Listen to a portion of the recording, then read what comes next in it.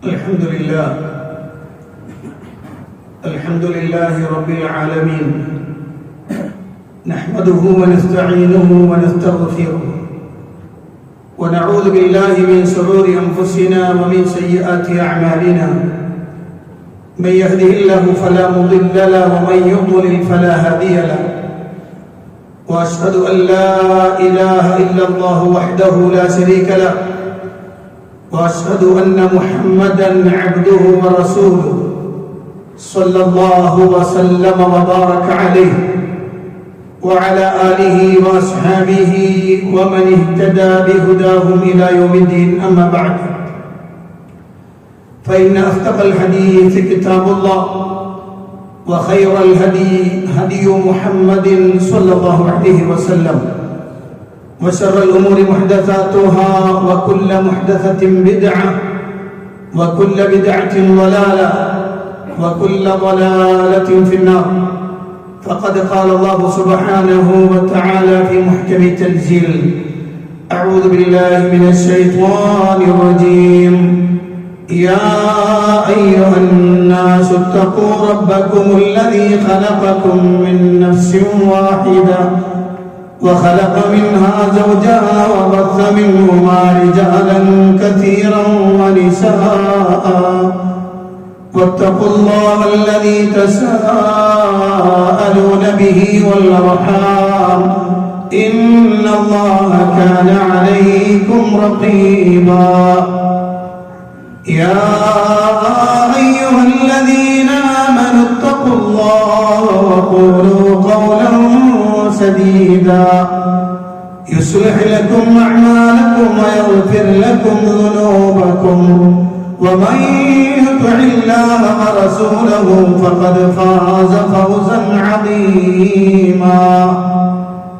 يا أيها الذين آمنوا اتقوا الله حق تقاته ولا تموتن إلا وأنتم مسلمون. പ്രിയപ്പെട്ട സത്യവിശ്വാസികളെ, സത്യവിശ്വാസിനികളെ, പ്രപഞ്ചനാഥനായ അല്ലാഹുവിന്റെ കൽപ്പന നിർദ്ദേശങ്ങൾ ജീവിതത്തിന്റെ നിഖില മേഖലകളിലും സൂക്ഷിക്കണമെന്ന് എന്നോടെന്ന പോലെ നിങ്ങൾ ഓരോരുത്തരോടും അതർഹിക്കുന്ന പ്രാധാന്യത്തിൽ ഗൗരവത്തിൽ ഉണർത്തുകയാണ്. അല്ലാഹു സുബ്ഹാനഹു വ തആലയുടെ സൃഷ്ടികളിൽ വളരെ പ്രാധാന്യത്തോടെയും ബഹുമാനത്തോടെയും അല്ലാഹു സുബ്ഹാനഹു വ തആല സ്ഥാനം നൽകിയ വിഭാഗമാണ് മനുഷ്യർ. വലഖദ് കറംനാ ബനി ആദം.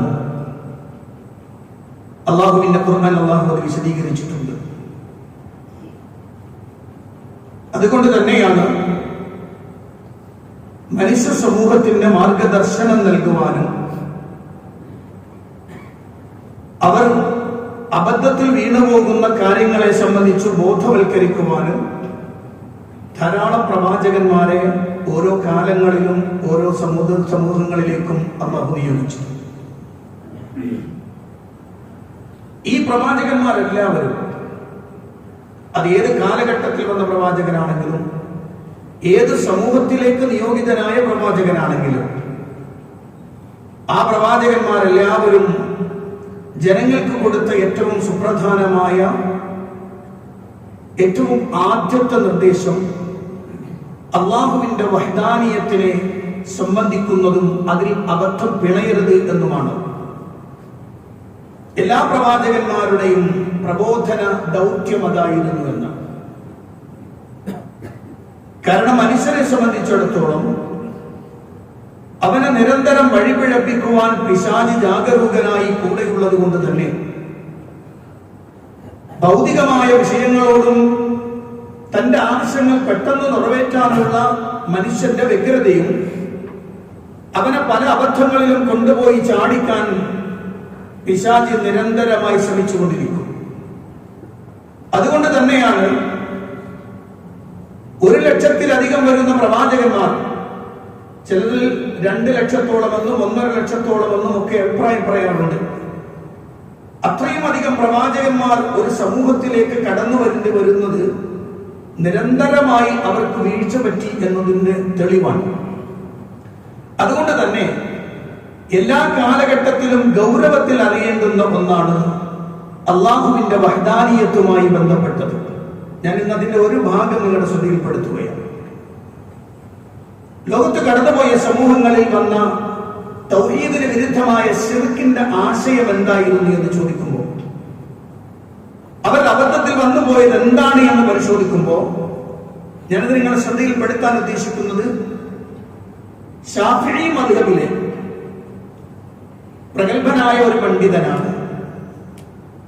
അദ്ദേഹത്തിന്റെ ഗ്രന്ഥത്തിലെ ചില വാചകങ്ങളാണ് ഞാൻ നിങ്ങളുടെ ശ്രദ്ധയിൽപ്പെടുത്താൻ ഉദ്ദേശിക്കുന്നത്. ഇമാം മഖ്രിസിയുടെ തജ്രീദു തൗഹീദുൽ മുഫീദ് എന്ന ഗ്രന്ഥത്തിന്റെ തുടക്കത്തിൽ അദ്ദേഹം ഈ വിഷയം വിശദീകരിക്കുന്ന ഭാഗമുണ്ട്. അദ്ദേഹം പറയുന്നുണ്ട്, ഫശ്ശിർകു ഫിൽ ഇലാഹിയ്യത്തി വൽ ഇബാദത്തി ഹുവൽ ഗാലിബു അലാ അഹ്ലിൽ ഇശ്റാഖ്. അല്ലാഹുവിനുള്ള ആരാധനയിൽ അല്ലാഹുവിന്റെ ആരാധ്യരായിരിക്കുക എന്ന വിശേഷണത്തിലാണ് മുഴുവൻ ആളുകളും ശിർക്ക് വെച്ചിട്ടുള്ളത്. ശിർക്കിൽ ഏറ്റവും കൂടുതലുള്ളത് അവിടെയാണ്. അതായിരുന്നു വിഗ്രഹാരാധകരായ ആളുകൾ ചെയ്ത ശിർക്ക്. മലക്കുകളെ ആരാധിച്ച ആളുകൾ ചെയ്ത ശിർക്ക്. ജിന്നിനെ ആരാധിച്ച ആളുകൾ ചെയ്ത ശിർക്ക്. സ്വാലിഹീങ്ങളും ശൈഖുമാരുമായ ആളുകളെ, അത് അല്ല അഹ്യാഇകൾ അംവാത്ത്, ജീവിച്ചിരിക്കുന്നവരും മരിച്ചവരുമായ ആളുകൾ, ഇത്തരം ആളുകളെ ആരാധിച്ച ആളുകൾ ചെയ്ത ശിർക്കും അതായിരുന്നു. ഇവരെല്ലാവരും ഇതിന് ന്യായം പറഞ്ഞത് അല്ലദീന ഖാലു ഇന്നമാ നഅ്ബുദുഹും ലിയുഖർരിബൂനാ ഇലല്ലാഹി സുൽഫ. ഞങ്ങൾ ഇവരെ ആരാധിക്കുന്നത്, അല്ലെങ്കിൽ ഞങ്ങളുടെ ആവശ്യങ്ങൾ ഇവരോട് പറയുന്നത്, ഞങ്ങളുടെ ആവശ്യ പൂർത്തീകരണത്തിനുള്ള പ്രവർത്തനം ഇവർക്ക് വേണ്ടി ചെയ്യുന്നത് അവരെ അല്ലാഹുവിലേക്ക് ഞങ്ങളെ അടുപ്പിക്കുക എന്നൊരൊറ്റ ലക്ഷ്യമാണ്. മാത്രമല്ല മാ നഅ്ബുദുഹും ഇല്ലാ ലിയുഖർരിബൂനാ ഇലല്ലാഹി സുൽഫ എന്നത് മാത്രമല്ല അവർ പറഞ്ഞത്, ഹൗലാഇ ശുഫആഉനാ ഇൻദല്ലാഹ്, അവർ അല്ലാഹുവിന്റെ അടുത്ത് ഞങ്ങളുടെ ശുപാർശകന്മാരായി വരും എന്നായിരുന്നു. എന്ന് പറഞ്ഞാൽ ലനാ ഇൻദഹു വ യനാലുനാ ബിസബബി ഖുർബിഹിം മിനല്ലാഹി വ കറാമത്തിഹി ലഹും ഖുർബൻ വ കറാമ. അവർ അള്ളാഹുവിനോട് സമീപമുള്ള ആളുകളാണ്, സാമീപ്യം നേടിയവരാണ്, അള്ളാഹുവിന്റെ അടുത്ത ആളുകളാണ്. അവരോട് അടുക്കുന്നത് കൊണ്ട് തന്നെ നമ്മുടെ കാര്യങ്ങൾ എളുപ്പത്തിൽ സാധിക്കാൻ കഴിയും എന്ന ഒരു മിഥ്യാധാരണ എന്ന് പറഞ്ഞാൽ ഇടയാള സങ്കല്പമാണ് എല്ലാ കാലഘട്ടത്തിലും ശിർക്ക് ചെയ്യുന്ന ആളുകൾ ഉന്നയിച്ച ആശയം എന്ന് അള്ളാഹുവിന്റെ ഖുർആൻ പറയുന്നുണ്ട്. അള്ളാഹുവിനും നമുക്കുമിടയിൽ ഒരു ഇടയാളൻ ഉണ്ടാവണം. നമ്മളെയും അള്ളാഹുവിനെയും കണക്ട് ചെയ്യുന്ന ഒരു ഇടയാളൻ ഉണ്ടായിരിക്കണം എന്ന ന്യായവാദമായിരുന്നു എല്ലാ കാലഘട്ടത്തിലെയും ശിർക്കിന്റെ ആളുകൾ പ്രചരിപ്പിച്ചതും പറഞ്ഞതും വിശ്വസിച്ചതും. ഇത് അള്ളാഹുവിന്റെ ഖുർആൻ വിശദീകരിച്ചിട്ടുണ്ട്. അല്ലാഹു സുബ്ഹാനഹു വ തആല അവതരിപ്പിച്ച മുഴുവൻ കിതാബുകളും വൽ കുതുബുൽ ഇലാഹിയ്യത്തു കുല്ലുഹാ മിൻ അവ്വലിഹാ ഇലാ ആഖിരിഹാ തുബ്തിലു ഹാദിഹിൽ ഹാദൽ മദ്ഹബ്. അല്ലാഹുവിന്റെ കിതാബുകൾ, വേദഗ്രന്ഥങ്ങളെല്ലാം, അത് തൗറാത്ത് ആവട്ടെ, ഇഞ്ചീലാവട്ടെ, സബൂർ ആവട്ടെ, ഫുർഖാൻ ആവട്ടെ, എല്ലാ കിതാബുകളും അഥവാ വേദഗ്രന്ഥങ്ങൾ മുഴുവനും ഈ ആശയത്തെയും ഈ ചിന്താധാരയെയും തകർത്തെറിഞ്ഞിട്ടുണ്ട് എന്ന് അദ്ദേഹം രേഖപ്പെടുത്തുകയാണ്. പരിശുദ്ധ ഖുർആൻ അല്ലാഹു സുബ്ഹാനഹു വ തആല വിശ്വാസി സമൂഹത്തോട് ഈ ആശയത്തിനെ തകർത്തെറിഞ്ഞുകൊണ്ട് പറയുന്നത് നിങ്ങൾക്ക് അല്ലാഹു മതി എന്നാണ്. അല്ലാഹു മതിയായവനാണ് നിങ്ങൾക്ക്. ഒരിടയാള സങ്കല്പത്തെയും അല്ലാഹു പഠിപ്പിച്ചിട്ടില്ല. അല്ലാഹുവിന്റെ ഖുർആൻ അല്ലാഹു സുബ്ഹാനഹു വ തആല പറഞ്ഞൊരു വാചകമുണ്ട്. പരിശുദ്ധ ഖുർആൻ സൂറത്ത് അൽ ബഖറ, അതിൽ ഒരു പ്രത്യേകതയുണ്ട് ആ ആയത്തിൽ. അല്ലാഹുവിന്റെ ഖുർആൻ പറയാം, വഇദാ സഅലക ഇബാദി അന്നി ഫഇന്നി ഖരീബ് ഉജീബു ദഅവത ദാഇ ഇദാ ദഅാനി فليستجيبوا لي وليؤمنوا بي لعلهم يرشدون. അല്ലാഹുവിന്റെ ഖുർആൻ വൈദാ സഅലക ഇബാദി, നീ ആ പറയണങ്ങൾ ശ്രദ്ധിച്ചിരുന്നോളൂ. വൈദാ സഅലക, നിന്നോട് ചോദിച്ചാൽ പ്രവാചകൻ സല്ലല്ലാഹു അലൈഹി വസല്ലമയോട് സമൂഹം ധാരാളം ചോദ്യങ്ങൾ ചോദിച്ചിട്ടുണ്ട്. ധാരാളം ചോദ്യങ്ങൾ പരിശുദ്ധ ഖുർആനിലൂടെ സഞ്ചരിച്ച് നമുക്ക് കാണാം. വയസ്അലൂനക എന്ന് തുടങ്ങുന്ന വചനങ്ങൾ, അവിടൊക്കെ അല്ലാഹു സുബ്ഹാനഹു വ തആല മറുപടി പറയുമ്പോ നിന്നോട് അവർ ചോദിക്കും, നിന്നോട് അവർ ചോദിച്ചു, നിന്നോട് അവർ ചോദിച്ചാൽ ഫഖുൽ, അപ്പോൾ നീ എന്ത് ചെയ്യണം? പറഞ്ഞു കൊടുക്കണം. നീ പറഞ്ഞു കൊടുക്കണം. ഈ പ്രയോഗമില്ലാതെ ഖുർആൻ പറഞ്ഞൊരൊറ്റ ഇടമാണ് ഈ ആയത്ത്. ഇതാണ് ഇതിന്റെ പ്രത്യേകത, ഇതിന്റെ ഹൈലൈറ്റ് അതാണ്. വൈദാ സഅലക ഇബാദി അന്നി ഫഖുൽ ഇന്നി ഖരീബ് എന്നല്ല അല്ലാഹു പറഞ്ഞത്. ഫഇന്നി ഖരീബ്. വൈദാ സഅലക ഇബാദി അന്നി, എൻ്റെ അടിമ എന്നെക്കുറിച്ച് നിന്നോട് ചോദിച്ചാൽ ഫഇന്നി ഖരീബ്, അപ്പോൾ ഞാൻ അടുത്തവനാണ്, സമീപസ്ഥനാണ്. അല്ലാഹു സുബ്ഹാനഹു വ തആല പറയാൻ എന്തിനാണ് അല്ലാഹു അങ്ങനെ പറഞ്ഞത്? ഞാൻ നേരത്തെ പറഞ്ഞു, ധാരാളമായ ആയത്തുകൾ നിങ്ങൾ വീട്ടിൽ പോയി പരിശോധിച്ചോളൂ. വയസ്അലൂനക എന്ന് തുടങ്ങുന്ന ആയത്തുകളിലെല്ലാം ഫഖുൽ യസ്അലൂനക അനിർ റൂഹ് ഖുലിർ റൂഹു മിൻ അംരി റബ്ബി എന്ന് തുടങ്ങുന്ന ധാരാളം ആയത്തുകളുണ്ട്. അവിടെ എല്ലാം അല്ലാഹു ഖുൽ ഖുൽ ഖുൽ ഖുൽ, നീ പറഞ്ഞു കൊടുക്കുക എന്നാണ്. പക്ഷെ ഇവിടുത്തെ ചോദ്യത്തിൽ ഫഖുൽ എന്നില്ല, ഫഇന്നി ഖരീബ് എന്നേ ഉള്ളൂ. എന്തുകൊണ്ടാണ് നീ പറഞ്ഞു കൊടുക്കണം എന്ന് അല്ലാഹു പറയാതിരുന്നത്? എന്താണ് പറയുന്നത്? പണ്ഡിതന്മാരൊക്കെ ചർച്ച ചെയ്തിട്ടുണ്ട്. ഞാൻ ഒരൊറ്റ വാചകം വായിക്കാൻ നിങ്ങളുടെ ശ്രദ്ധയിൽപ്പെടുത്തുകയാണ്. തഫ്സീറുൽ കബീറിൽ നിന്ന്, അഥവാ പ്രസിദ്ധമായ എല്ലാവരും അംഗീകരിക്കുന്ന ഒരു തഫ്സീറിൽ അദ്ദേഹം അതിനെ വിശദീകരിച്ച വാചകം ഇങ്ങനെയാണ്: വലം യഖുൽ ഫഖുൽ ഇന്നി ഖരീബ്. അല്ലാഹു ഫഖുൽ എന്ന് പറഞ്ഞില്ല. എന്താ കാരണം? ഫതദുല്ലു അലാ തഅദീമി ഹാലി ദുആഇ മിൻ വുജൂഹി.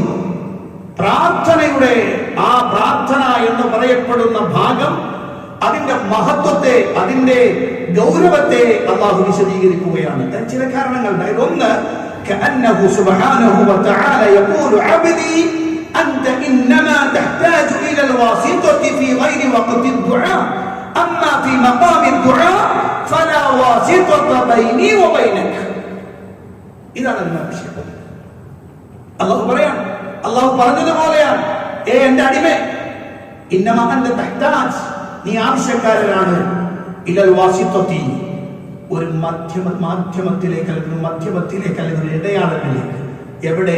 ഫീ ഗൈരി വഖത്തി ദുആ, പ്രാർത്ഥനയുടെ, ദുആഇന്റെ, ചോദ്യത്തിന്റെ, സങ്കടം പറച്ചിലിന്റെ, അതുപോലെ തന്നെ പരിതാപങ്ങൾ പറയുന്നതിന്റെ, അതുപോലെ തന്നെ ആശങ്കകൾ അറിയിക്കുന്നതിന്റെ, അതുപോലെ തന്നെ നിനക്ക് അഭയം കിട്ടേണ്ടതിന്റെ വിവിധങ്ങളായ മേഖല, ഇസ്തിആനത്തും ഇസ്തിഗാദത്തും ഇസ്തിആനത്തും ശികായത്തും പദവുമെല്ലാം ഒക്കെ ദുആയുടെ മഖാമുകളാണ്. അവിടെ അല്ലാത്ത ഏത് സ്ഥലത്തും നിനക്ക് വാസിത്ത വേണം. പക്ഷേ ഫഅമ്മാ ഫീ മഖാമി ദുആ, ദുആഇന്റെ മഖാം, ദുആഇന്റെ സ്ഥലം, അവിടെ ഫല വാസിത്ത ബൈനി വ ബൈനക, എനിക്കും നിനക്കുമിടയിൽ അടയാളം വേണ്ട. എനിക്കും നിനക്കുമിടയിൽ ഒരു അടയാളത്തിന്റെ ആവശ്യമില്ല. കാരണം ഫഇന്നി ഖരീബ് വനഹ്നു അഖറബു ഇലൈഹി മിൻ ഹബ്ലിൽ വരീദ്, വനഹ്നു അഖറബു ഇലൈഹി മിൻ ഹബ്ലിൽ വരീദ്. നിങ്ങൾ ആലോചിച്ച് നോക്കുക, രണ്ട് സാധനങ്ങൾ അടുത്തിരിക്കുന്നു നോക്കുക. ഇങ്ങനെ അടുത്തിരിക്കുന്ന രണ്ട് സാധനങ്ങൾ, ഏറ്റവും അടുത്തു നിൽക്കുന്ന രണ്ടെണ്ണം, അതിനിടയിലേക്ക് ഇതിനെ അടുപ്പിക്കാൻ വേണ്ടി ഞാനൊരു സാധനം വെച്ചാൽ ഇതിങ്ങനെ അടുക്കല്ല ചെയ്യുക, അകലെ ചെയ്യുക. അടുക്കല്ല ചെയ്യുക, അകലെ ചെയ്യുക. അല്ലാഹു സുബ്ഹാനഹു വ തആല പറഞ്ഞത് നഹ്നു അഖറബു ഇലൈഹി മിൻ ഹബ്ലിൽ വരീദ്, അടുത്തവനാണ് ഞാൻ. വഇദാ സഅലക ഇബാദി അന്നി ഫഇന്നി ഖരീബ് ഉജീബു ദഅവത ദാഇ ഇദാ ദഅാനി ഫൽയസ്തജീബു ലി വൽയുഅ്മിനൂ ബി ലഅല്ലഹും യർഷുദൂൻ. എന്നെ വിളിച്ചത് അടുത്താണ്, എന്നോട് ചോദിക്കുന്നതിൽ ഇടയാളം വേണ്ട എന്നാണ്. കഴിഞ്ഞ ദിവസം ഏറെ ചർച്ച ചെയ്യപ്പെട്ട ഒരു രാഷ്ട്രീയ നേതാവിന്റെ വർത്തമാനത്തിൽ ആശങ്ക കൊണ്ട് കേരളത്തിൽ അറിയപ്പെടുന്നൊരു മത നേതൃത്വത്തിൽ നിന്ന് ഒരു കത്ത് പുറത്തു വന്നു. അതിൽ സങ്കടം രേഖപ്പെടുത്തിയിരിക്കുകയാണ്. എന്തിന്? അള്ളാഹുവിനോട് തേടുന്നതിൽ ഒരു ഇടയാളന്റെ ആവശ്യമില്ല എന്നൊരു രാഷ്ട്രീയ നേതാവ് പറഞ്ഞതിനെ വിമർശിക്കുന്ന ഒരു മതനേതൃത്വം, ആ മതനേതൃത്വം നടുക്കവും സങ്കടവും രേഖപ്പെടുത്തുകയാണ്. അള്ളാഹുവിനോട് മാത്രം തേടണമെന്ന് അള്ളാഹു പറഞ്ഞതിനെ സങ്കടത്തോടെ കേൾക്കുന്ന ഒരു വിഭാഗം മതനേതൃത്വമാകുമ്പോൾ ഈ സമുദായത്തിന്റെ അവസ്ഥ എന്താ? എനിക്കും നിനക്കും ഇടയിൽ വാസിത്ത വേണ്ട. ദുആയിൽ നിനക്ക് സങ്കടം വന്നോ ചോദിച്ചോ എന്നോട്, നിനക്ക് പ്രയാസം വന്നോ ചോദിച്ചോ എന്നോട്. അലൈസല്ലാഹു ബികാഫിൻ അബ്ദ, അടിമക്ക് അല്ലാഹു പോലെ എന്ന ചോദ്യം പരിശുദ്ധ ഖുർആനിന്റെ ഏറ്റവും പ്രസക്തമായ ചോദ്യമാണ്. പരിശുദ്ധ ഖുർആനിന്റെ 39-ാം അധ്യായം സൂറത്തുൽ സുമർ വായിച്ചു നോക്കുക.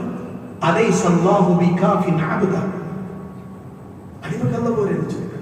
അതേ മതി.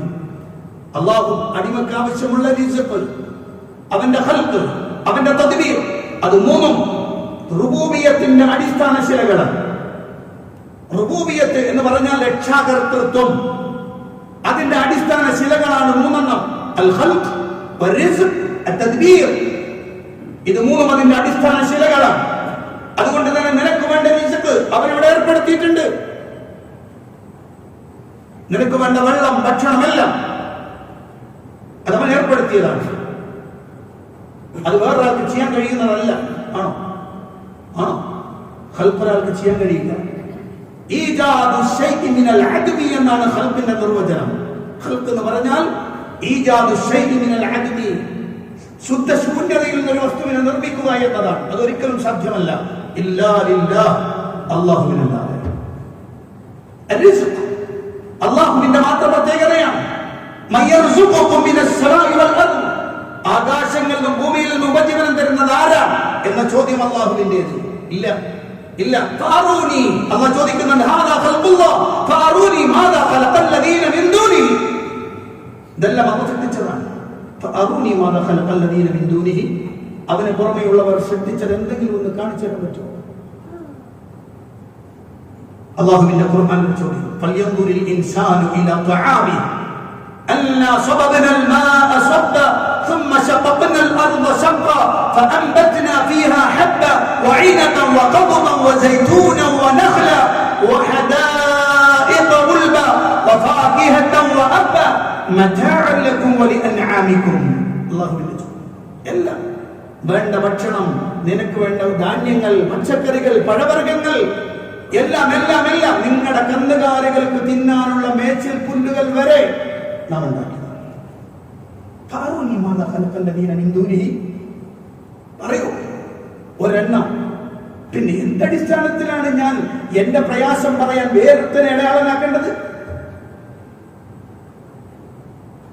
നിനക്ക് ആവശ്യമുള്ള വെള്ളം സൂറത്തുൽ മുൽക്കിന്റെ അവസാനം കാണാം. അല്ലാഹു ചോദിക്കുന്നുണ്ട്, ഇൻ അസ്ബഹ മാഉകും ഗൗറൻ ഫമൻ യഅതീകും ബിമാഇൻ മഈൻ, ഇതൊന്നും ഇല്ലാതെയാക്കി കളഞ്ഞാൽ, വെള്ളം നിർത്തിക്കളഞ്ഞാൽ ആരാണോ നിങ്ങൾക്ക് വെള്ളം കൊണ്ടു തരാനുള്ളത്? ഈ ചോദ്യങ്ങളൊക്കെ പ്രസക്തമാണ്. അല്ലാഹുവിന്റെ ഖുർആൻ പറഞ്ഞ വാചകങ്ങളാണ്. അല്ലാഹുവിന്റെ ഖുർആൻ പറഞ്ഞ വാചകങ്ങളാണ്. ഇവിടെയാണ് അല്ലാഹു പോലെ എന്ന ചോദ്യം പ്രസക്തമാകുന്നത്. മതി, ഏത് കാര്യത്തിലും എന്റെ റബ്ബ് എനിക്ക് മതിയായവനാണ്. ആയത്ത് കഴിഞ്ഞ് ഒരായത്ത് കൂടി കഴിഞ്ഞാൽ അല്ലാഹുവിന്റെ ഒരു ചോദ്യമുണ്ട്. വലഇൻ സഅൽതഹും മൻ ഖലഖസ് സമാവാതി വൽ അർദ് ലയഖൂലുന്ന അല്ലാഹ് ഖുൽ അഫറഅയ്തും മാ തദ്ഊന മിൻ ദൂനില്ലാഹ് ഇൻ അറാദനി അല്ലാഹു ബിദുർരിൻ ഹൽ ഹുന്ന കാശിഫാതു ദുർരി ഔ അറാദനി ബിറഹ്മത്തിൻ ഹൽ ഹുന്ന മുംസികാതു റഹ്മതി ഖുൽ ഹസ്ബിയല്ലാഹ് അലൈഹി യതവക്കലുൽ മുതവക്കിലൂൻ. അല്ലാഹുവിന്റെ ചോദ്യം, വലഇൻ സഅൽതഹും മൻ ഖലഖസ് സമാവാതി വൽ അർദ്, നീ അവരോട് ചോദിക്കുക, അല്ലാത്തവരെ വിളിച്ചു തേടുന്ന, അല്ലാഹുവല്ലാത്തവരോട് സങ്കടം പറയുന്ന, അല്ലാഹുവിനിടയിൽ ഇടയാളന്മാരെ നിർമ്മിച്ചിട്ടുള്ള ആളുകളോട് ചോദിച്ചു നോക്കുക, ആരാണ് ആകാശങ്ങളെയും ഭൂമിയും സൃഷ്ടിച്ചത്? നിസ്സംശയം, നിസ്സങ്കോചം അവർ മറുപടി പറയും, അല്ലാഹ്. അപ്പൊ ചോദിക്കേണ്ട ഒരു ചോദ്യമുണ്ട്, അപ്പൊ നിങ്ങൾ ഈ ഇടയാളന്മാരാക്കി വെച്ച് ദുആ ചെയ്യുന്ന ആളുകളുണ്ടല്ലോ, ആ ആളുകളെ കുറിച്ച് നിങ്ങൾ എനിക്കൊന്ന് പറഞ്ഞുതരോ? എന്ത് ഈ ഇടയാളന്മാർ അല്ലാഹു സുബ്ഹാനഹു വ തആല എനിക്ക് വല്ല ദുരിതവും ഉദ്ദേശിച്ചാൽ ആ ദുരിതത്തെ നീക്കിത്തരാൻ, നീക്കിക്കൊണ്ടുപോകാൻ ഈ ഇടയാളന്മാരായി നിങ്ങൾ ആരാധിക്കുന്ന വസ്തുക്കൾക്കോ ശക്തികൾക്കോ വ്യക്തികൾക്കോ സാധിക്കുമോ?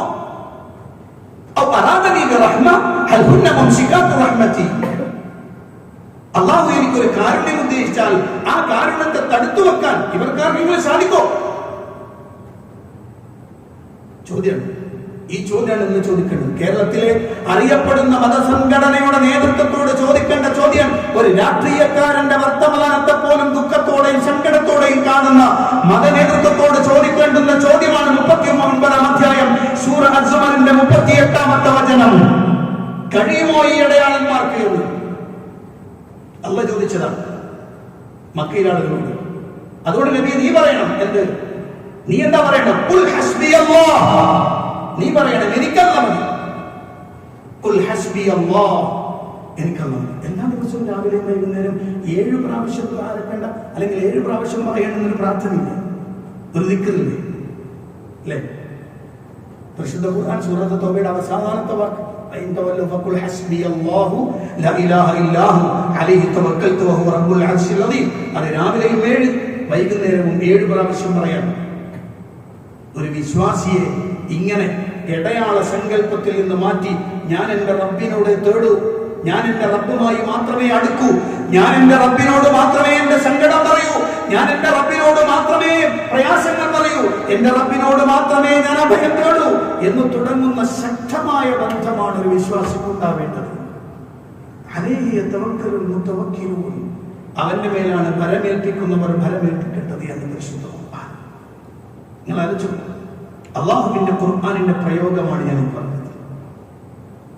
ഇതെന്ന് മുസ്ലിം സമുദായത്തിൽ നഷ്ടമാകുന്നു, എന്നൊരു മനുഷ്യനിത് നഷ്ടമാകുന്നു, അതോടെ അവൻ ഏറ്റവും വലിയ കയത്തിലേക്കാണ് വീണുപോകുക, ഏറ്റവും വലിയ ദുരന്തത്തിലേക്ക് അവൻ വീണുപോകുമെന്നതാണ്. അതുകൊണ്ട് തന്നെയാണ് ഏത് സന്ദർഭത്തിലും അള്ളാഹുവിനോട് പറയണം, അള്ളാഹുവിനോട് മാത്രം പറയണം എന്ന് അള്ളാഹുവിന്റെ പ്രവാചകൻ സല്ലല്ലാഹു അലൈഹി വസല്ലം പഠിപ്പിച്ചു.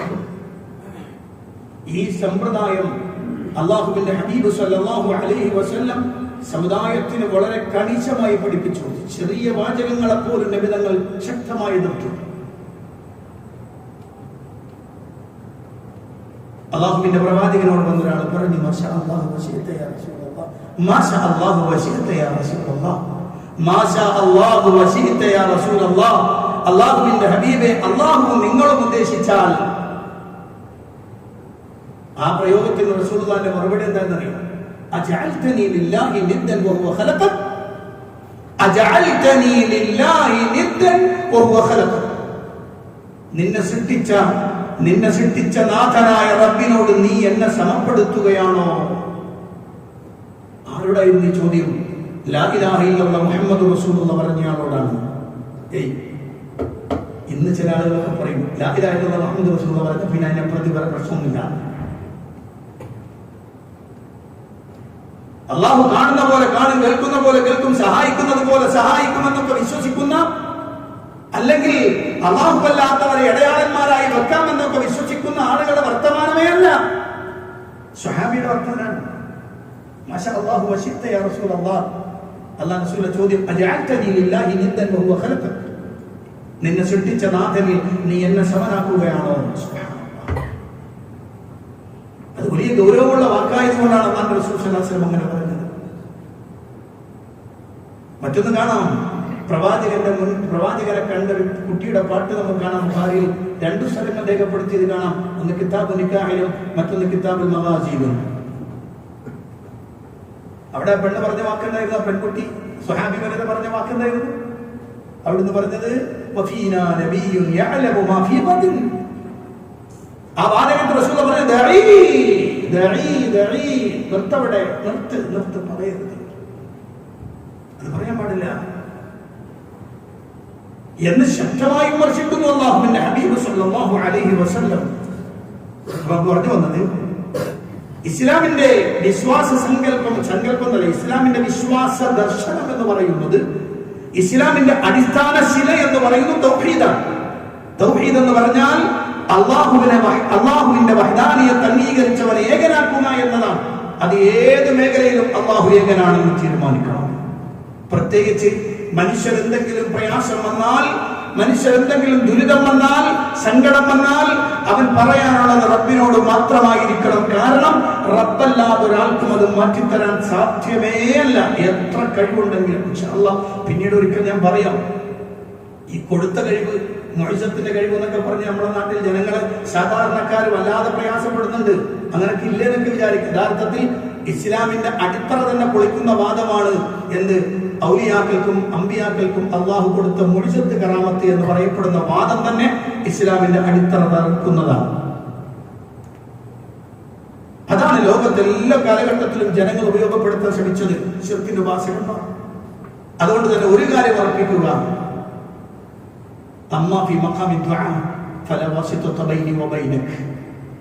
ദുആയുടെ മഖാമിൽ അള്ളാഹുവിനും അടിമക്കുമിടയിൽ ഒരു ഇടയാളനുമില്ല.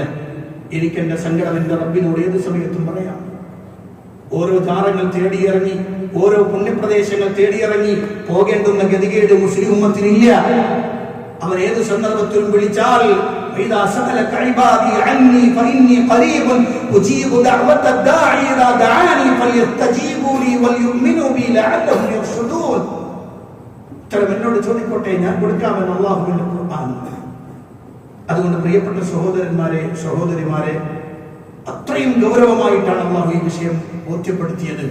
അതുകൊണ്ട് തന്നെ ജീവിതത്തിന്റെ ഒരു സന്ദർഭങ്ങളിലും റബ്ബിനോടല്ലാതെ തേടരുത്, റബ്ബിനോടല്ലാതെ പ്രാർത്ഥിക്കരുത്, റബ്ബിനല്ലാതെ ഇബാദത്തെടുക്കരുത് എന്നത് നമ്മളുടെ വിശ്വാസത്തിൽ അടിയുറപ്പിച്ചു വെക്കുകയും തെറ്റുധരിക്കുന്ന ആളുകൾക്ക് ബോധ്യപ്പെടുത്തി കൊടുക്കുകയും വേണം. അത് പറഞ്ഞത് തെറ്റാണ്, മത നേതൃത്വമാണത് പറഞ്ഞതെങ്കിലും ഒരു രാഷ്ട്രീയക്കാരന്റെ വർത്തമാനത്തെ പോലും വിമർശിക്കുന്ന ഗതികേടിലാണ് മുസ്ലിം ഉമ്മത്തിലെ അറിയപ്പെടുന്ന ഒരു മത നേതൃത്വമെങ്കിൽ ആ മത നേതൃത്വം ഇസ്ലാമിന്റെ ധാരയിൽ നിന്ന് എത്രയോ പിഴച്ചു പോയിട്ടുണ്ട് എന്ന് പ്രഥമ ദൃഷ്ട്യാത്തിൽ നമുക്ക് മനസ്സിലാക്കാൻ കഴിയും. അല്ലാഹു സുബ്ഹാനഹു വ തആല കാത്തുരക്ഷിക്കുകയാവട്ടെ.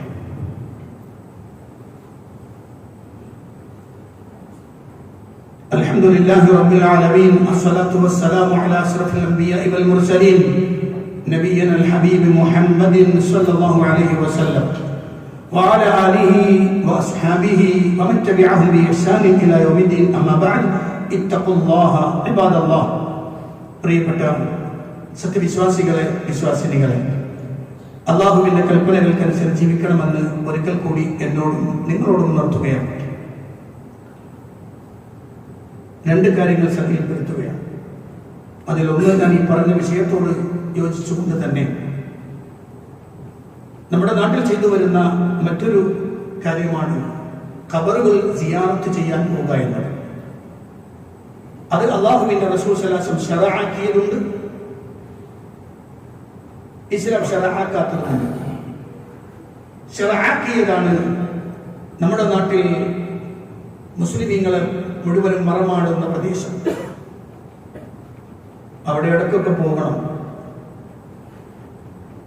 ഇടയ്ക്കൊക്കെ ഒന്ന് പോയി നോക്കണം. വെറുതെ പോകലല്ല, അവിടെ പോവുക എന്ന് പറയുന്നത് ഒരു പ്രധാനപ്പെട്ട വിഷയമാണ്. കുന്തു നഹൈതുകും അൻ സിയാറത്തിൽ ഖുബൂരി ഫസൂറുഹാ. സുല്ല പറഞ്ഞതാണ് സല്ലല്ലാഹു അലൈഹി വസല്ലം, ഞാൻ നിങ്ങളോട് ഖബർ സിയാറത്ത് വിരോധിച്ചിരുന്നു. അപ്പോൾ പോയിക്കോളിയും, പോയി സന്ദർശിച്ചോളിയും. ഫഇന്നഹാ തുദക്കിറുകുമുൽ ആഖിറ ഫഇന്നഹാ തുദക്കിറുകുമുൽ മൗത്ത് ഫഇന്നഹാ തുദ്മിഉൽ ഐൻ ഫഇന്നഹാ തുറഖിൽ ഖൽബ്. വിവിധങ്ങളായ റിപ്പോർട്ടുകളിൽ കാണാം, അത് നിങ്ങൾക്ക് നിങ്ങളുടെ ഹൃദയത്തിന് നിർമ്മലതയുണ്ടാക്കും, അത് നിങ്ങൾക്ക് പരലോകത്തെക്കുറിച്ചുള്ള ഓർമ്മയുണ്ടാക്കും, അത് നിങ്ങൾക്ക് മരണത്തെക്കുറിച്ചുള്ള ഓർമ്മയുണ്ടാക്കും, അത് നിങ്ങളുടെ കണ്ണുകളിൽ നിന്നും കണ്ണുനീരൊഴിപ്പിക്കും. ആ സിയാറത്ത് സുന്നത്താണ്, ശറഅാണ്.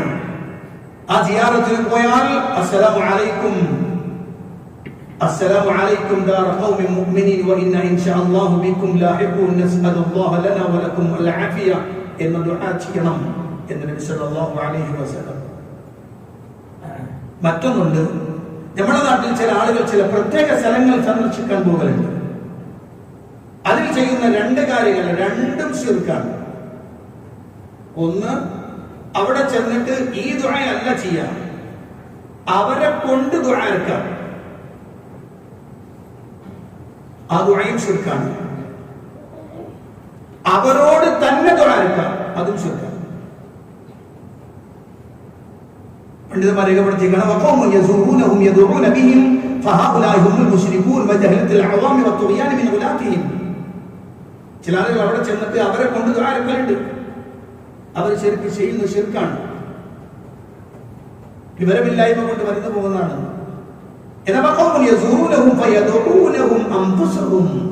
വേറെ ചില ആളുകൾ അവിടെ ചെന്ന് കബറാളിയോട് തന്നെ തേടും, ശൈഖേ, തങ്ങളെ, ബീബിയെ എന്നൊക്കെ പറഞ്ഞുകൊണ്ട് അവരോട് തന്നെ തേടും.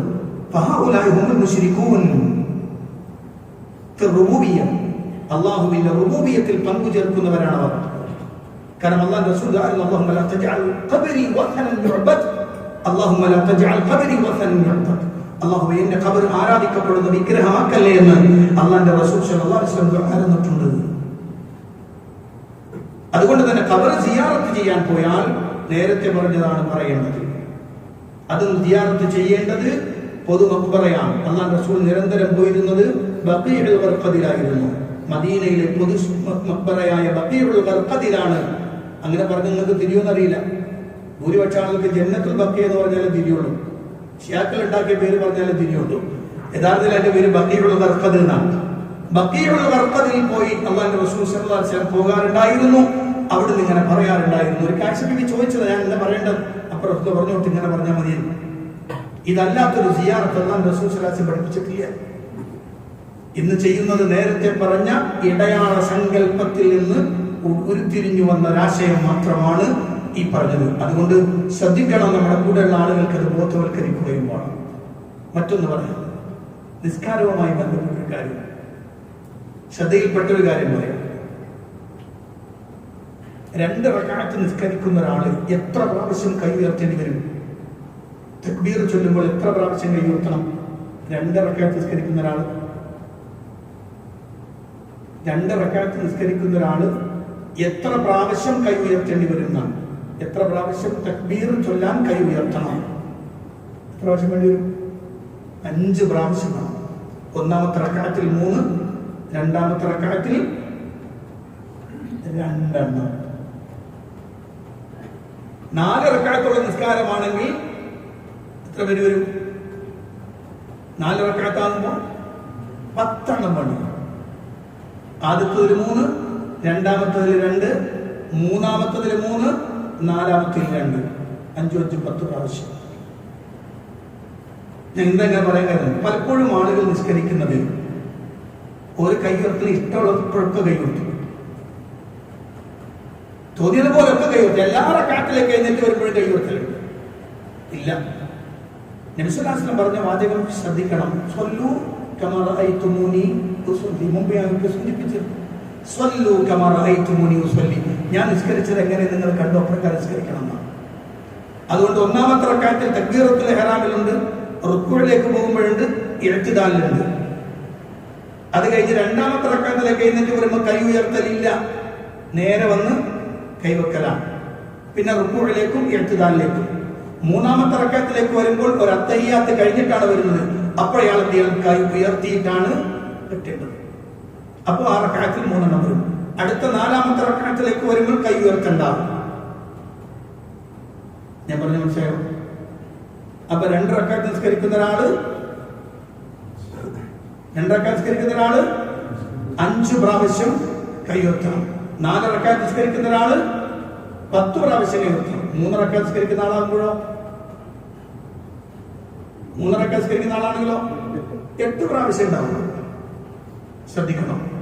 എന്തുകൊണ്ടാണ് പറയാൻ കാരണം വെച്ചാൽ ഈ റഫ്ഉൽ യദൈൻ എന്ന് പറയുന്നത് പ്രവാചക ചര്യയ്ക്ക് വിരുദ്ധമാവരുത്. നമ്മുടെ നിസ്കാരം ഉന്റെ ഇഷ്ടത്തിനല്ല, അള്ളാഹുവിന്റെ തീരുമാനപ്രകാരമായിരിക്കണം. അത് ശ്രദ്ധിക്കണം.